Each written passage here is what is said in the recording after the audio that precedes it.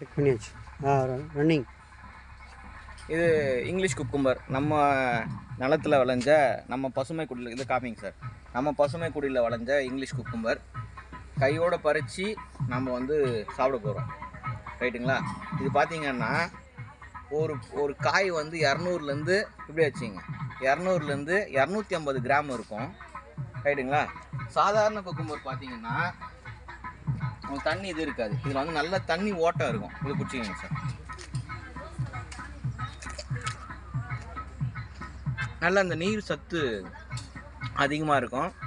இதுதான் நம்ம வந்து என்ன பண்ணுறோன்னா, ஸ்டார் ஹோட்டல்ஸு, ஏர்போர்ட்டு, பெரிய பெரிய மதிப்பு கூட்டு பொருளுக்காக இதை வந்து அழகு சாதனை பண்ணுறாங்க இல்லையா, அந்த மாதிரி நிறுவனத்துக்கு ஏற்றுமதியும் பண்ணுறோம். வாங்க, இடத்த பாருங்கள், நம்ம விவசாய முறையை பாருங்கள்.